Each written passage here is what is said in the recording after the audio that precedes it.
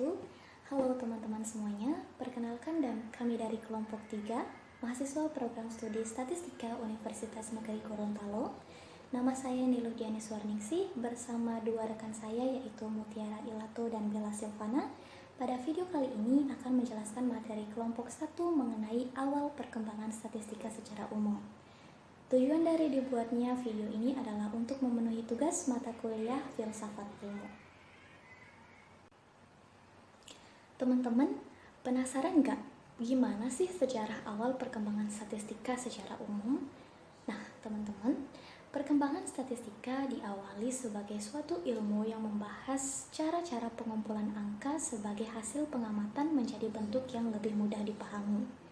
Menurut Spiegel pada tahun 1961, statistika berasal dari kata status yang berarti negara, sehingga pada awalnya statistika berkaitan dengan ilmu untuk angka-angka atau keterangan atas perintah raja suatu negara yang ingin mengetahui kekayaan negaranya, jumlah penduduk, hewan piaraan, hasil pertanian, dan modal. Contoh tertua mengenai hal dapat diambil pada zaman Kaisar Agustus yang membuat pernyataan bahwa seluruh dunia harus dikenai pajak, sehingga setiap orang harus melapor pada statistikawan terdekat atau pengumpul pajak. Peristiwa lain dalam sejarah yang dapat ditemukan ialah sewaktu William si Penakluk memerintahkan mengadakan penjajahan jiwa dan kekayaan di seluruh wilayah Inggris untuk mengumpulkan pajak dan tugas militer. Semua pengamatan dicatat dalam sebuah buku yang dikenal dengan Domesday Book. Dari keperluan semacam ini timbullah teknik pencatatan angka-angka pengamatan dalam bentuk daftar dan grafik. Bagian statistika yang membicarakan cara pengumpulan dan penyederhanaan angka-angka pengamatan ini dikenal sebagai statistika deskriptif.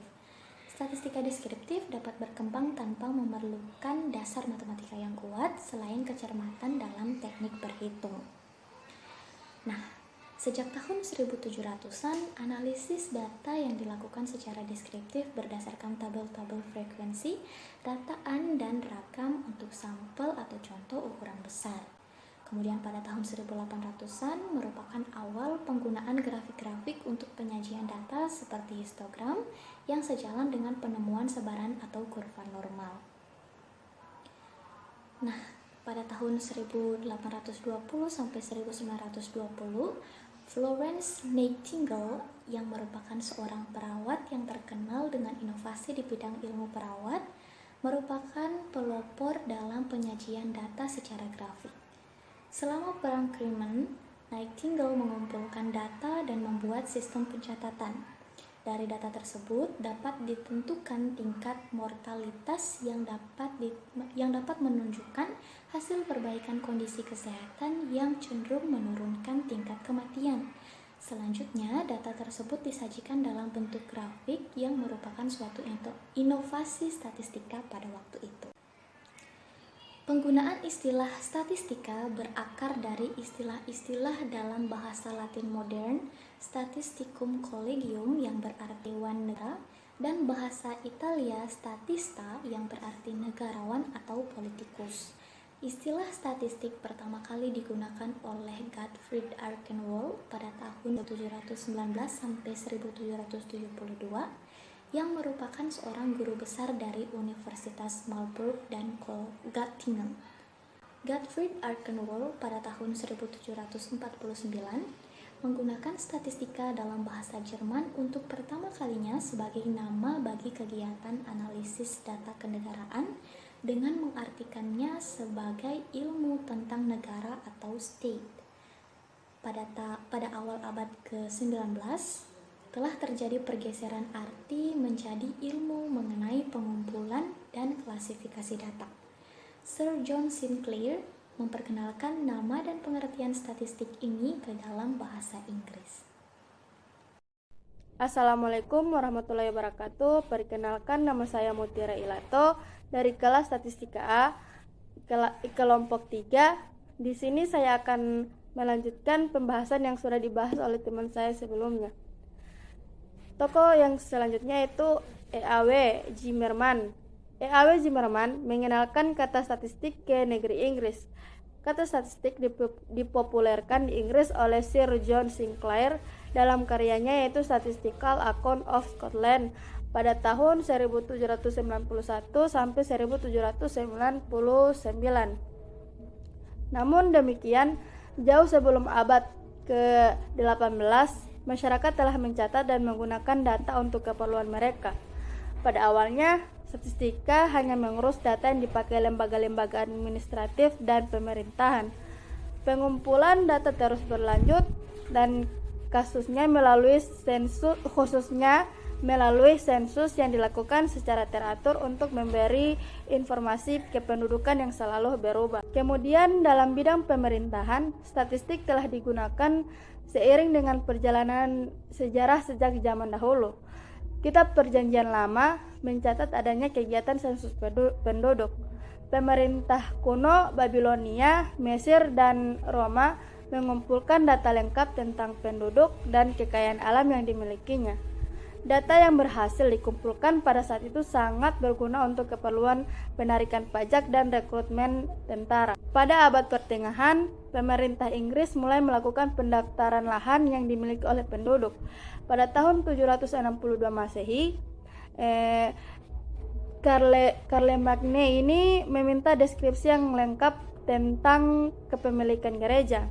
Baru pada awal abad ke-9, secara statistik, dia berhasil menyelesaikan pekerjaan pembagian lahan untuk dipasang patok pada setiap luas pemilikan lahan.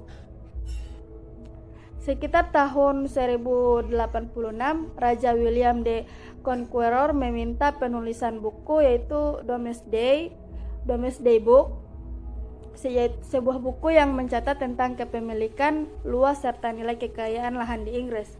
Domesday Book merupakan karya statistik yang pertama bagi Inggris. Sejarah juga mencatat karena Raja Henry ke-8 khawatir akan terjadi wabah penyakit menular, maka pada tahun 1532 Inggris mulai mewajibkan mencatat setiap peristiwa kematian penduduknya. Hampir pada waktu yang bersamaan, Prancis mulai mewajibkan pegawai pemerintah untuk mencatat setiap peristiwa pembaptisan di gereja-gereja, kematian, dan perkawinan. Selama meledaknya wabah penyakit menular pada tahun 1500-an, pemerintah Inggris mulai menerbitkan angka statistik kematian secara berkala per minggu. Praktek semacam ini terus berjalan dan pada tahun 1632 terbitlah buku Bills of Mortality yang isinya berupa catatan angka kelahiran dan kematian penduduk berdasarkan jenis kelamin. Kemudian pada tahun 1662, Kapten John Brown menggunakan buku ini selama 30 tahun untuk memprediksi jumlah orang yang akan mati dan dari berbagai penyakit dan proporsi kelahiran laki-laki versus perempuan yang dapat diharapkan. Brown kemudian menyimpulkan temuannya dalam sebuah karya yang berjudul Natural and Political Observation Made Open the Bills of Mortality dan menjadikannya sebagai pelopor dalam analisis statistik. Untuk prestasinya dalam memprediksi kejadian yang akan datang dengan menggunakan data waktu lampau, Brown dianugerahi gelar kehormatan sebagai anggota keluarga kerajaan. Oke, selanjutnya pada abad ke-19 dan awal abad ke-20, statistika mulai banyak digunakan dalam bidang matematika, terutama probabilitas. Statistika inferensial, cabang statistika yang pada saat ini sangat luas digunakan untuk mendukung metode ilmiah, dikembangkan pada paruh kedua abad ke-19 dan awal abad ke-20 oleh Ronald Fisher atau peletak dasar statistika inferensial, Carl Pearson metode regresi linear, dan William Cayley Gosset meneliti problem sampel berukuran kecil. Nah, penggunaan statistika pada masa sekarang dapat dikatakan telah menyentuh semua bidang ilmu pengetahuan, mulai dari astronomi hingga linguistika, bidang-bidang ekonomi, biologi, dan cabang-cabang terapannya, serta psikologi banyak dipengaruhi oleh statistika dalam metodologinya.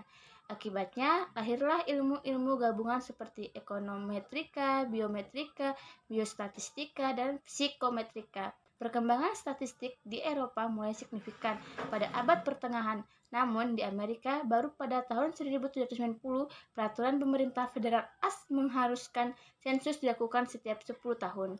Menurut Levin dan Bereson 1996, secara historis pertumbuhan dan perkembangan statistika modern dapat diruntut dari dua fenomena secara terpisah, yaitu adanya kebutuhan pemerintah untuk mengumpulkan data tentang kependudukan dan adanya perkembangan teori matematika probabilitas. Meskipun ada kubu yang menganggap statistika sebagai cabang dari matematika, tetapi orang lebih banyak menganggap statistika sebagai bidang yang banyak terkait dengan matematika, melihat dari sejarah dan aplikasinya. Di Indonesia, kajian statistika sebagian besar masuk dalam Fakultas Matematika dan Ilmu Pengetahuan Alam, baik di dalam departemen itu sendiri. Pada saat ini, data digunakan untuk berbagai keperluan, seperti pengalokasian dana dari pemerintah dalam penyusunan anggaran pendapatan dan belanja negara (APBN). Sejarah dan perkembangan teori statistika telah melalui perjalanan yang panjang. Pada perkembangannya, sekarang analisis statistik telah digunakan dalam berbagai bidang ilmu dan profesi, termasuk dalam penelitian bisnis dan manajemen.